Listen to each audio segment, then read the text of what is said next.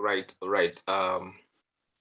So welcome, ladies and gentlemen. In today's video, we're going to talk about the simplest way to analyze the market. And when you talk about simplest way to analyze the market, we are looking at how to analyze the market from a higher time frame down to a lower time frame. So that is basically what we call the top-down analysis. Now, the top-down analysis has been, over the years, one of the simplest and the best way to be able to understand the fractals of the market, to be able to understand what is happening in the market. And personally, this is how I normally do it. So when it comes to analyzing the market, I normally start from the weekly time frame, right? Now, the reason as to why I'm looking at the weekly time frame is because getting to understand the previous week high and the previous week low is one of the simplest way to understand the possible areas where the market is going to visit this week, right? So when you talk about the previous week, what do we mean? It is very, very simple. So what you need to do is go ahead to the weekly time frame, go to your weekly time frame. Remember, we are looking at gold. So you just go to the weekly time frame, and then on the weekly time frame, just mark the high and the low of the previous week. The high and the low of the previous week. And that basically means if you're looking at this, for example, this is gold. So when you talk about the previous week, we're talking about this candle here. This is our previous week. This is our previous week. Let me just increase the candles here. So what we do, we just mark the high and the low. That is the high of the previous week, and then the low of the previous week. Then you also need to mark the open and the close of the previous week. The open and the close of the previous week. So you can see that basically means the open and the close of the previous week. Okay, so that is now your high, low, open, and close of the previous week. There. You can actually use different colors. You can actually use different colors to differentiate the high, the low, the open and close of the previous week. And then once that happens, then now you know that this was the previous high, this was the previous high, and then this was the previous low. Okay, then we have the open and close. We have the open. So this is basically where the market opened at, and then this is where we closed at. So yeah, those are the areas that you really need to get to understand, so that now it becomes easier for you to be able to know where the market is expected to move to, where the market is expected to bounce back from. So once you just do that, that is just it. What you need to do next is go now to the daily time frame. Get to understand what is happening on the daily time frame. Already you have the previous day, previous week high, previous week low, the open and the close of the previous week. So when you go to the daily time frame, it is going to mark for you the most respected support and resistance zones. Like for example, you can see here. So this was our open, this was our open, this was our open and close, and this was our high, this was our low, right? So that is the previous week. So today is Thursday. So if today is Thursday, this is today, this was Wednesday, Tuesday, Monday. So this was Friday. And when you look at it, it actually tells you it was Friday, 18th of July, 2025, right? So that was Friday. So this was now the previous week. 1, 2, 3, 4, 5 days. That was the previous week. Okay. And now this is now the current week. So when you look at it carefully, you're going to realize one thing, that this here has just tapped into the previous high of the week, the previous high of the week. So if it has tapped into the previous high of the week, what are we looking at? We're looking at this market as either bouncing back from here. You can see like the weight is already bouncing back, or we can still look for it to move all the way to somewhere here. So the most important part of getting to understand the previous week high, the previous week low, is to know whether the market is going to break above or break below. Of course, if the market breaks above, we're going to be looking for the market to be coming back into this zone. Like this is now our area of interest.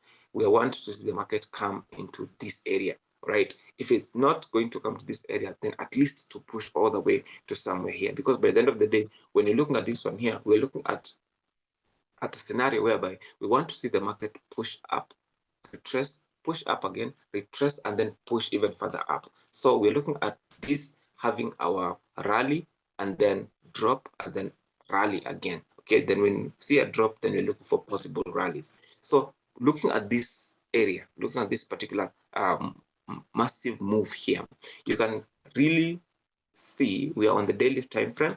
We can really tell that this is here a very nice fair value gap.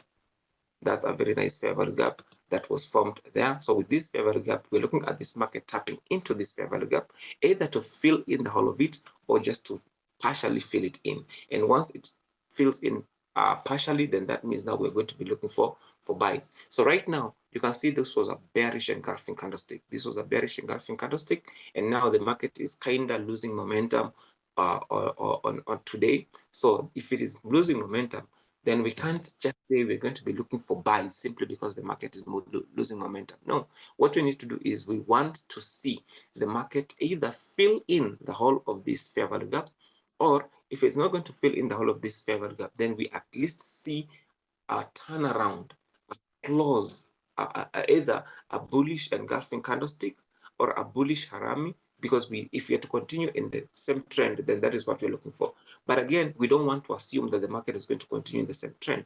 We can still drop with this because we still have some room to be filled in here. We still have some room to be filled in here. So you can just decide to like, okay, say now the market is dropping, so let's go down with it, right? Just the same way as you see here, it made a nice rally all the way, okay? And then there was this massive gap that the market came down. See, the market came down to fill in, and it pushed all the way, actually, it pushed all the way to somewhere around this zone. So we can be able to like anticipate that the market, there's a high possibility the market will want to come to this area. This could be our demand zone.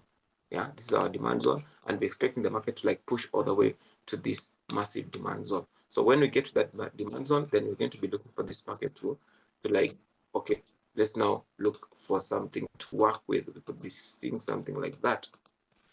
Yeah, so once we get to see that, that is basically where now we're going to say, so all right, so this is what we have, let's take this one. So we're looking for this market to like fill in this fair value gap. Once it is done filling in this fair value gap, then we're looking for it to like push all the way to somewhere here. So once it comes into this demand zone, then we can easily say, now this is what we're going to be doing in this market. Now probably you're asking yourself, so how would I know that the market has tapped into the fair value gap? How will I know if the market has tapped into our demand zone? Let me make it easy for you. There's this indicator that is called the Smart Money Concept by Lux Algo.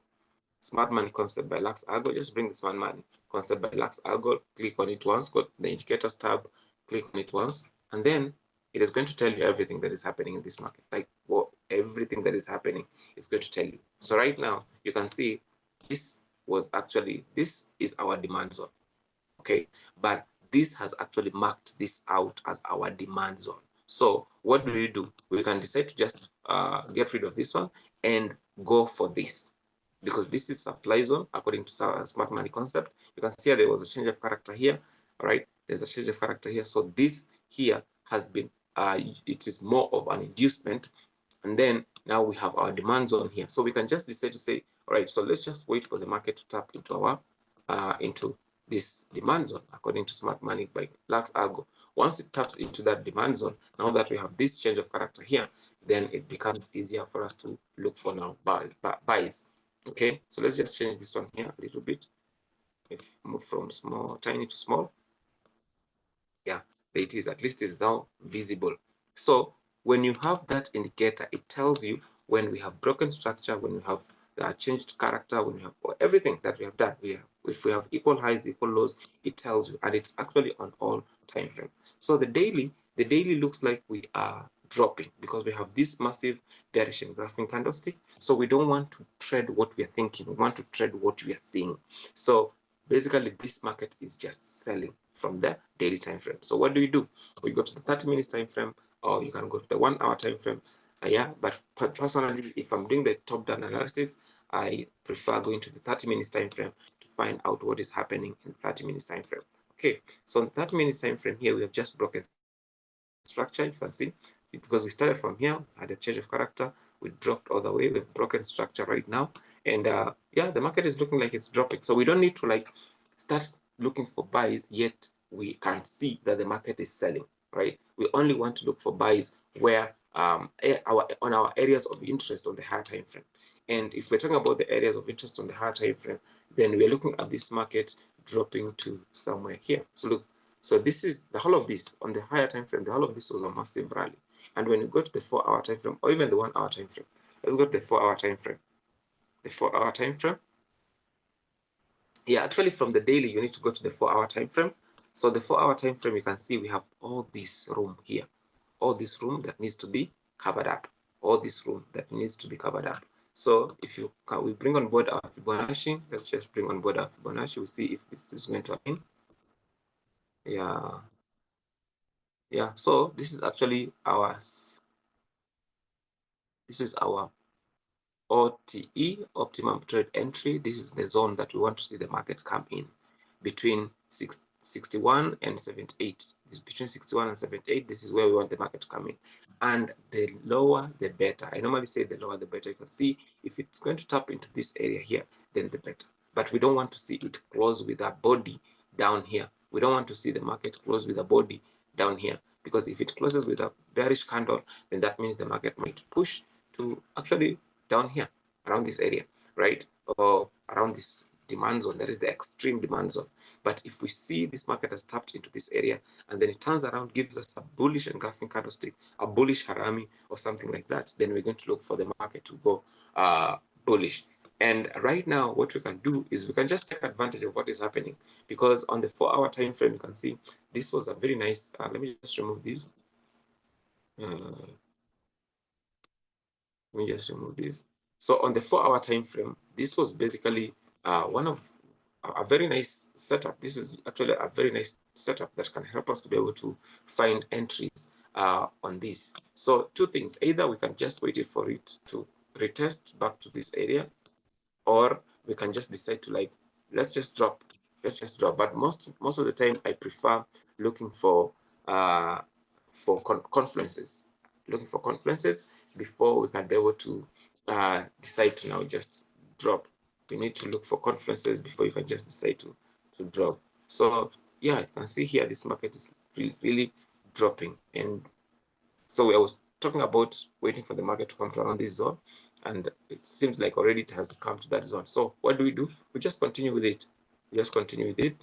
And we target the most recent low, and we just put a stop loss here. Make sure your stop loss is a little bit conservative, and then we are targeting 1:2, just 1:2. We are just rallying with this drop. We're just rallying with it. We're dropping with it, so we're just moving all the way like that. So a small recap again. We've talked about the weekly time frame. The reason as to why we go to the weekly time frame is because we want to see what was the previous week high, what was the previous week low, what was the open and close of the previous week. That is what we want to know.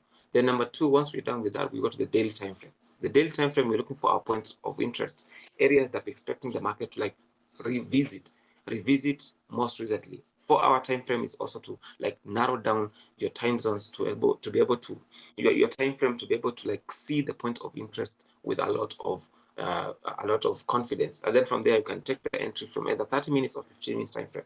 That is how personally I would do it. So if the market is selling, make sure you're dropping down with it. But again, get to know, I'm dropping down with this market to what extent? Where am I targeting? Where are my zones? Where are my key areas? That is basically what we are looking. And once you get, then it becomes easy. So if you have not subscribed to this channel, make sure you subscribe to the channel so that we can be able to connect again on the next one. Right. See you.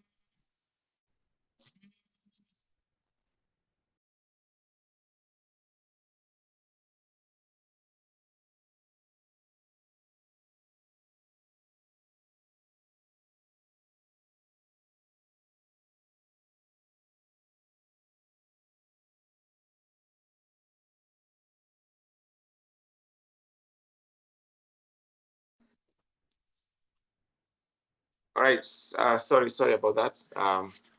So what I was basically talking about is that get to understand. The reason as to why we're doing all this is to ensure that we get to understand what is happening in the market. Getting to know what is happening in the market is very, very important. Now, a few things that I've I've been able to learn over the years is that you can't make money if you're trading with scared money. You can't. You can't make money if you're trading with scared money. What do I mean? What I mean is this. If you're trading, if you have $100 and that is what you like, that is basically the last money you have, use that money to cater for your stuff, to do what you need to do, pay your rent, buy food, do whatever you want to do, but don't put it in your financial market unless your psychology is uptight, right? But trust you me, scared money will not help you. Scared money will not help you because you won't be able to live with any kind of a drawdown. Any small drawdown, you're going to be super scared, and that is the beginning. You just do that and you just end up losing everything you have. So yeah, that is basically it for me.